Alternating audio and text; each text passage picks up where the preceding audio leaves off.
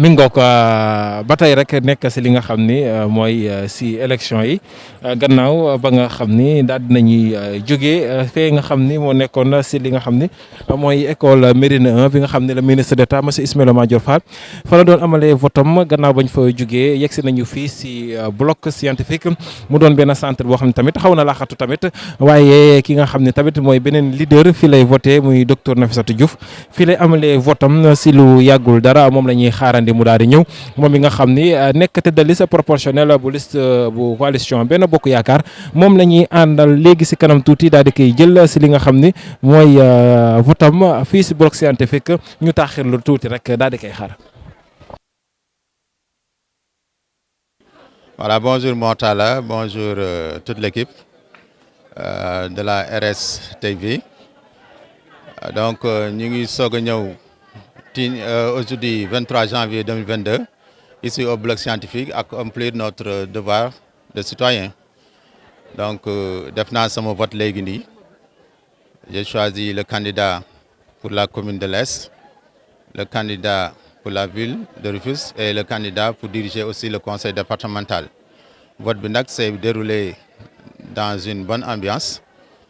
Il y a une atmosphère de tranquillité, de sérénité. Gis naa ne nit ñi ñu ngi rang tranquillement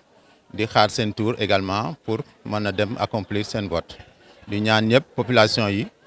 ñu mobiliser wu aussi pour ñëw def seen choix parce que tamit c'est le jour pour toutes les populations pour ñu war a exprimer seen choix par rapport à l'équipe dirigeante qui doit être là dans chaque structure.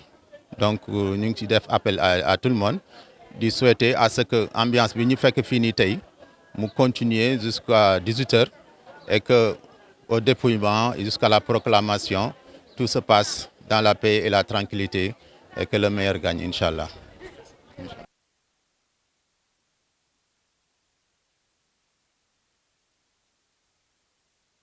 sant yàlla bu baax bañ ko fekkee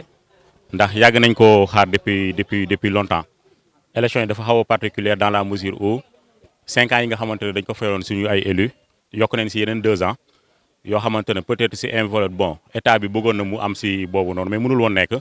bu yàlla dogalee ñu fekkee ko tey dañuy sant yàlla bu baax bu ñu mun a accomplir suñu devoir comme en tant que citoyen quoi. Très bien même parce que on est là on est en famille ñu ngi koy gérer vraiment d'une manière assez responsable ah d'autant que vraiment ku si nekk fii rek boo amee 18 ans rek donc kilifa nga donc amul benn trouble donc di yaa ngi dugg di voter di génn donc sant yàlla bu baax ça se passe très bien alhamdulilah. à ce que ñi nekk seen kër ñu ñëw voter ndax xam nga 5 ans du 5 jours donc du 5 heures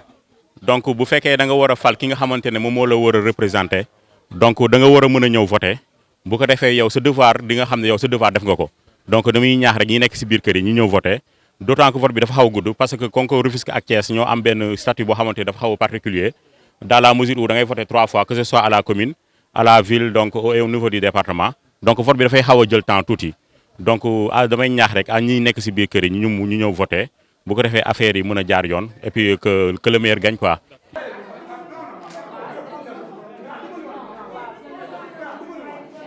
La presse rufisquoise. Parce que pendant 1 mois de campagne, quand même, machallah, vous avez battu un travail remarquable.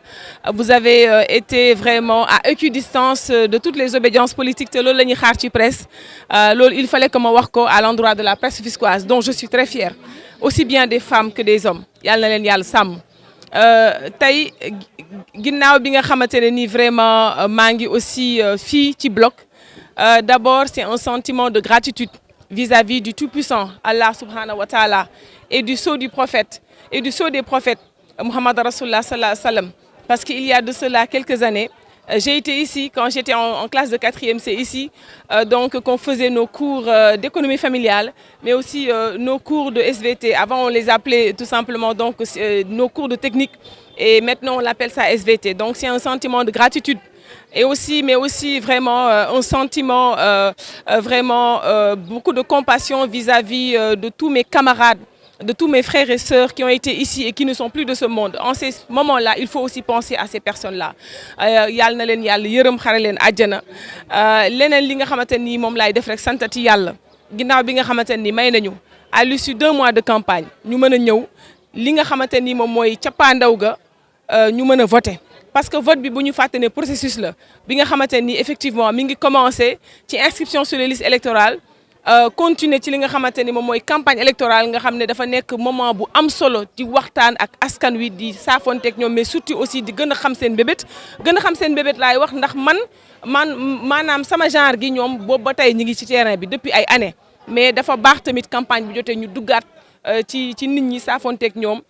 tey nag macha allah dafa nekk bésu feet bésu mbégte waaw macha allah di sant yàlla bu baax ginnaaw bi mu ñu mayee wër ak fekk ak tal ndax am na ñu tàmbali campagne bi te yeggaliwuñu ko ñu nga ca baax barsaax maa ngi fàttaliku rek sama frère Mbaye Seck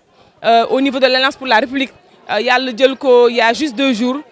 ñi ngi koy jaale njaboot gi yëpp rawatina njabootu APR yëpp di ko jaale président de la République son excellence monsieur Macky Sall waaye itam di ko jaale suñu bopp yàlla na ko yàlla xare àjjana donc sant yàlla bu baax di wax rek ne lii yëpp rek li ko waral rek mooy bëgg suñu réew mooy bëgg suñuy commune lii yëpp loolu rek la effervescence bi yëpp rek Sénégal dañu war a sant yàlla ndax am na dëkk yoo xam ne taluñu ko ñu ngay guerre ñu ngay xuloo ñu ngay xeex ñun nag ñi ngi sant yàlla bésu vote jot macha allah ku ci nekk ñëw saafonteeg sa morom voté ñibbi sant yàlla bu baax di ñaan yàlla nag incha allah 18h bu jotee ba nga xamante ni bureau de vote yi jeex ñu naan wiiw coalition Benno Bokk Yaakaar wiiw Nafissatou Diouf vive le candidat de la coalition Benno Bokk Yaakaar di Ismaïla Madior Fall ñun loolu lañu ñaan yàlla. amul benn jafe-jafe ñu ngi ñaan nag mu am ci yeneen centre yi. waaw ñu ngi ñaan loolu yàlla parce que li tax sax may gën a sant yàlla mooy gis ngeen fii Tëngéej nag ñun dañoo yàgg ci civilisé dañoo yàgg ci apaisé dañoo yàgg ci xam suñu bopp xam ngeen ne bu leen fàtte nag Tëngéej depuis avant les indépendances la ñu commencé voter ndax ñun on fait partie des 4 premières communes tradition boobu tamit nag dañ ko continuer ci li nga xamante ni moom mooy une tradition vraiment de paix gis ngeen fii violence bi. buñ koy dégg sax bëriwul loolu yëpp nag li koy indi rek mooy vraiment population boo xam ne dañoo mature population boo xam ne dañoo xam ne enjeu yi du nekkul leen rek du lu defar donc ñun lii vraiment la ñuy am pour wax waa Jokko FM ak waa 7TV ak bépp télévision tey Rio TV bépp télévision ak RSTV bépp télévision boo xamante ni tey ñëw nañ fi ma gis aussi sama télévision frère xarit di Ngum Yande ñoom tam ñuy Kumbalamba ñuy def liggéey bu am solo vraiment di leen gërëm di leen sant